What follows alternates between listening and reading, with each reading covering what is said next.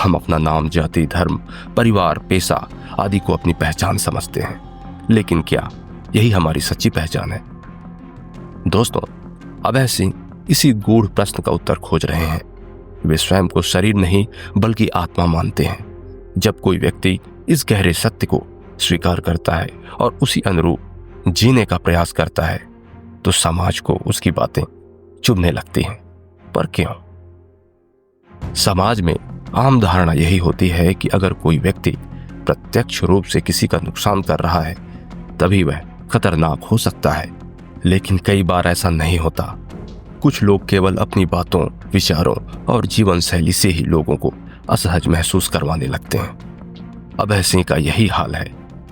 उन्होंने अपने भीतर आत्मा के स्वरूप को पहचानने की कोशिश की और उसी अनुसार जीने का प्रयास किया। लेकिन जब कोई व्यक्ति अपनी पहचान शरीर से हटाकर आत्मा के रूप में करता है तो उसकी बोलने की शैली, सोचने का तरीका और निर्णय लेने का आधार बदल जाता है। जब कोई व्यक्ति संसार के रीति नीति से हटकर बात करता है तो लोग उसे अजीब, घमंडी, दंभी या खतरनाक समझने लगते हैं। लेकिन यह सब केवल इसलिए होता है क्योंकि उसकी बातें उनके मन में गहरे सवाल खड़े करती हैं। अभय सिंह के बारे में सबसे बड़ा विवाद तब खड़ा होता है जब ये कहते हैं, मैं ही भगवान हूं। यह सुनकर अधिकतर लोग चौंक जाते हैं। उन्हें लगता है कि यह घमंड है, यह पागलपन है, यह अहंकार है। लेकिन क्या वास्तव में ऐसा है? आत्मिक गुण का यही लक्षण है कि जब कोई व्यक्ति आत्मा को जानता है तो उसे समझ में आता है कि वह स्वयं ब्रह्म है। यह केवल एक व्यक्ति विशेष की बात नहीं है। शास्त्रों में भी कहा गया है, अहम ब्रह्मास्मि, अर्थात मैं ब्रह्म हूं। सोअहम, अर्थात मैं वही हूं। लेकिन यहां एक सूक्ष्म अंतर है। भक्ति योग में इस प्रकार की अहम भावना नहीं होती। भक्त तो स्वयं को भगवान का सेवक मानता है और उसी में आनंदित रहता है। लेकिन ज्ञान योग का मार्ग अलग होता है। वहां साधक स्वयं को ही ब्रह्म मानकर उस स्थिति को प्राप्त करने का प्रयास करता है। शास्त्रों के अनुसार जब कोई व्यक्ति ब्रह्म को जान लेता है तो वह पूर्ण शांत हो जाता है। फिर सवाल यह उठता है कि यदि अभय सिंह स्वयं को ब्रह्म मानते हैं तो वे पूरी तरह शांत क्यों नहीं हैं? इसका उत्तर यह है कि जानने और अनुभव करने में बहुत अंतर होता है। मान लेना, व्यक्ति अपने मन को बार बार यह कह सकता है कि मैं आत्मा हूं, मैं ब्रह्म हूं, लेकिन जब तक यह अनुभव में नहीं आता तब तक मन की पुरानी आदतें बनी रहती हैं। वास्तविक अनुभूति, जब व्यक्ति लंबे समय तक इस सत्य का अभ्यास करता है तो वह पूरी तरह से शारीरिक गुणों से मुक्त हो जाता है। लेकिन यह प्रक्रिया बहुत कठिन होती है और इसमें कई जन्म लग सकते हैं, या फिर व्यक्ति अपने दृढ़ संकल्प से इसी जन्म में परमात्मा को हासिल कर सकता है। यही कारण है कि किसी साधक में आत्मज्ञान के बावजूद थोड़े बहुत शारीरिक गुण शेष रह जाते हैं। लेकिन इसका मतलब यह नहीं है कि वह व्यक्ति गलत है, बल्कि इसका अर्थ यह है कि वह सत्य की ओर बढ़ रहा है।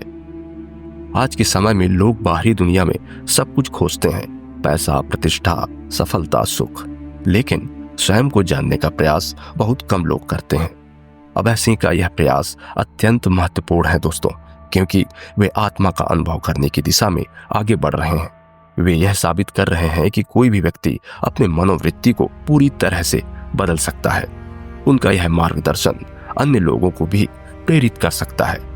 यदि कोई व्यक्ति कुछ वर्षों तक भी आत्मस्वरूप को मानकर अभ्यास करे तो वह अपनी पूरी जीवन शैली बदल सकता है।